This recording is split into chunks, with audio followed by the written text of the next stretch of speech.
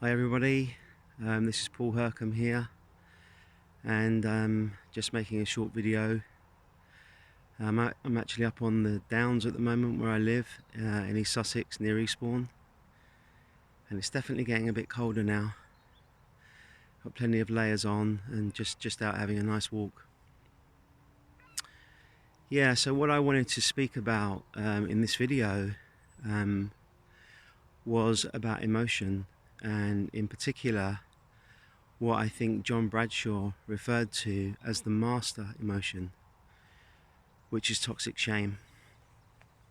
And the toxic shame is that feeling deep down inside us that we're bad, or that we're wrong, or there's something just inherently bad about us. And toxic shame is everywhere in society. It's absolutely everywhere, and it gets passed down from generation to generation. And when we're children, we're basically like sponges. If someone says we're bad, if someone says we're selfish, if someone says we're not good enough, if something bad happens, if our parents break up, if any number of things happen, the only reference point we have for all of that is ourselves.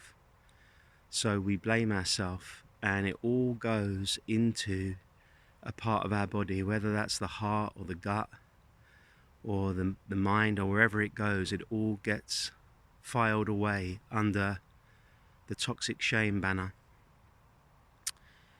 And for the most part, we do our best to hide that. We do our best to avoid that.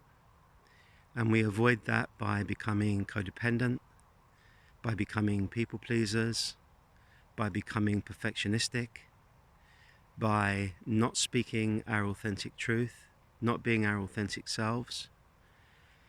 All of these coping methods, all of these coping strategies are a way to avoid the feeling in the core of ourselves that we are bad, we are inherently wrong. And that is really the wound, the human wound, I would say. It's the core human wound. The feeling of being wrong on some level. And I feel that the only way that we can heal that wound, and the only way that we can move through that wound, is by making that wound conscious. So when it gets triggered, and whatever your thing is about it being triggered, I know what my triggers are for it. When it gets triggered, can we own that it's actually inside us, rather than sort of putting it outside of us? Can we own that that feeling is inside of us? It's inside every single one of us, actually. Can we own that? And can we be present to that?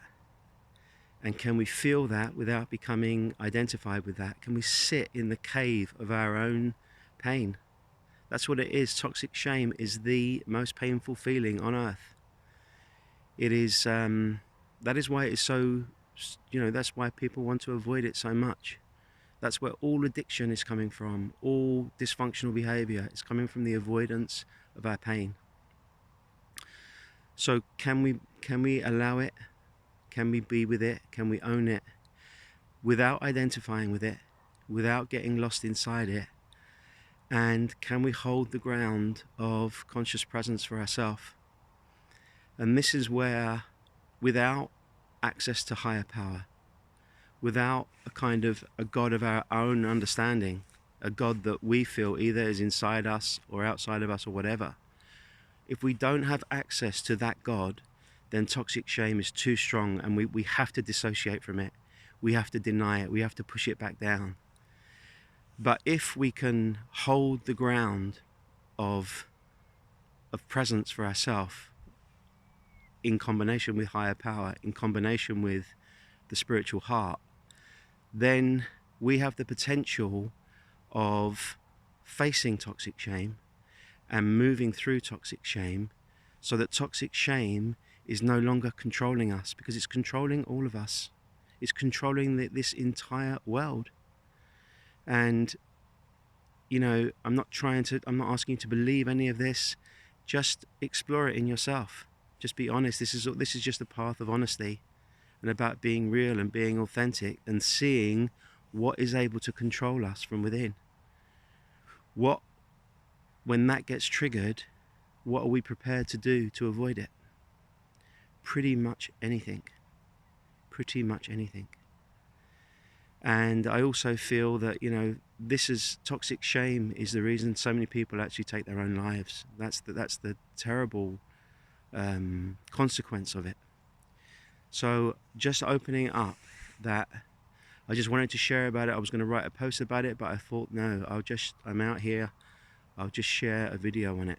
And yeah, with compassion, with empathy, with love, I share that. God bless.